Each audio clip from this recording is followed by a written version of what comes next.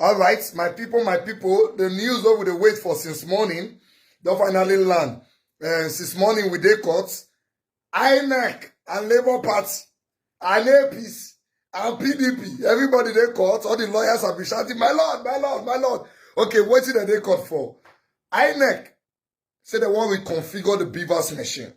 In case you don't know what reconfigure means, they want format them so that they go fit use them for the they'll fit come out the data where they use for presidential election, then they go fit use them for governorship election.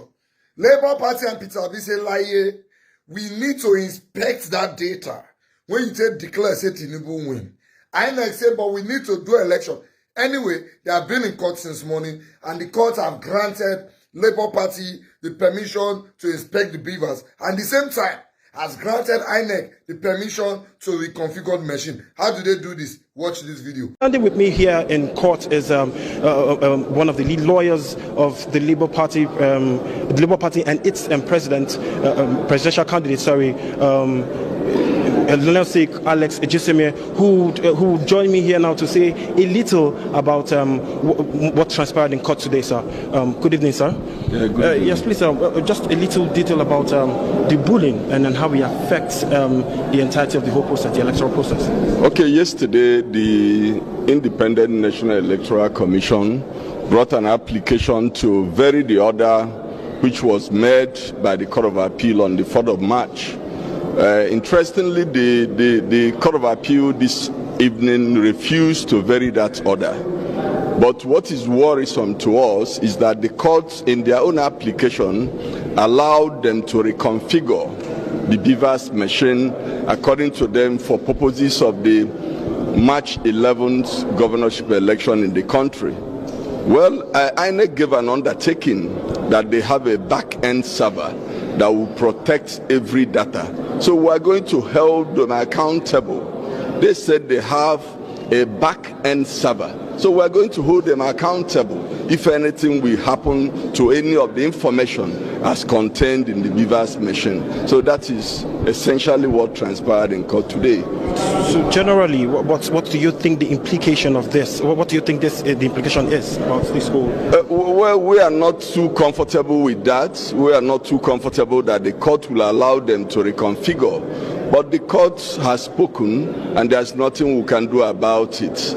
We had expected that INEC should have separate BVAS for separate elections, because when you allow them to reconfigure, how sure are we that the information stored already will be protected during the course of the reconfigure?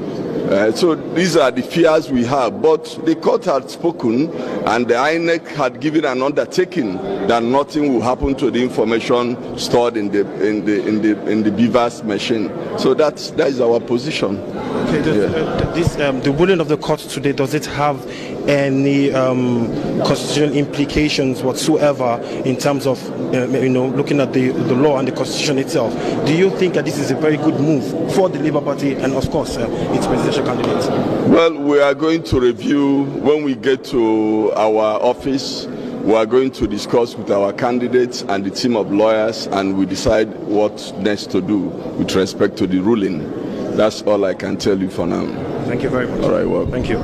There you have it. The counsel for Labour Party and its presidential candidate, Alex Ejiseme, SAN, who have spoken in the light of the fact that of course, they are not. They are holding INEC to the award, saying that they would upload most of these materials for the configuration to actually take place. And the court has said that since you have said that you would upload these materials, and then these materials are readily accessible when needed, it means that yes, you can go ahead with the March 11 governorship elections while making available the certified true copy of this of the data contained in the BVAS to this.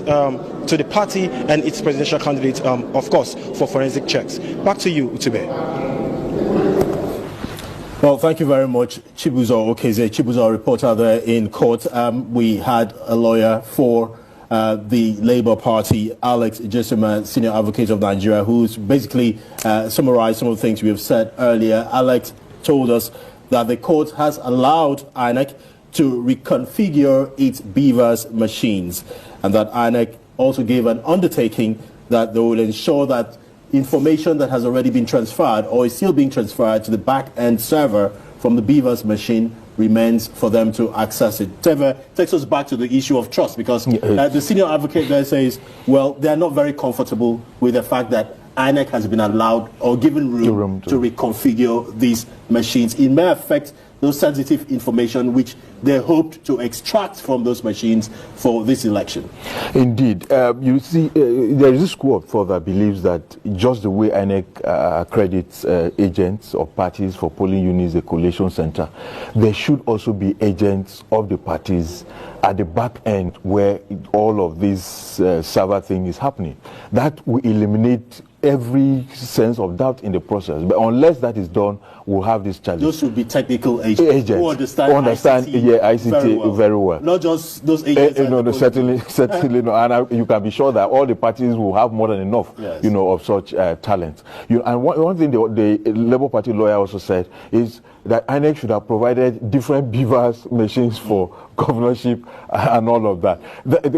These are issues that are coming up from the conduct of these elections. The commission will have to look at that moving forward, or consider conducting all the elections in one day, and so that you don't have this issue of reconfiguration, and all of that moving forward. But again, in places where they have to go ahead with the supplementary elections and all of that, it has to be reconfigured.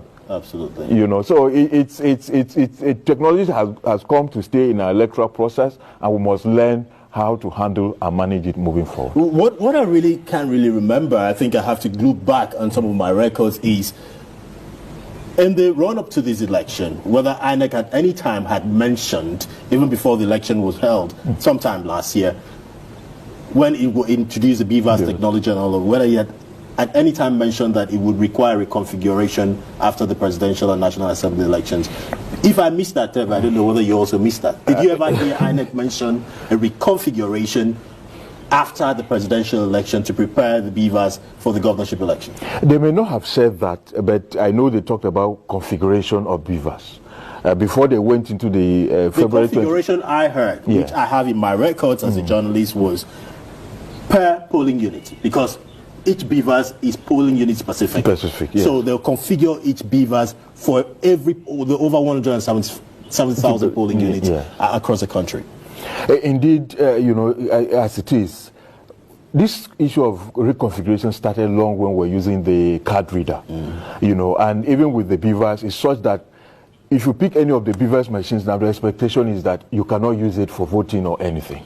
It's configured in a way that you cannot use it until 8:30 of Saturday of the elections. The date, the time is included, and 24 hours after that, you cannot use the BVAS again until it is reconfigured. So it's been there. It's just that so much attention has not been paid to it. It has not come up in the way and manner it has come. So, which is what I said, that technology has come to play a role in our elections, and we must learn.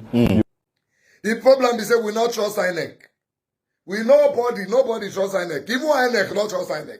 So we just hope. Say this or when they say they go transfer the data. May something not do the data. For where the data they go. Because we not trust them. Anyway, it's looking good. Peter Obi and his team, we have to investigate and check properly the data. If there's any touching from here or here, we go still know. We're there, we're watching film.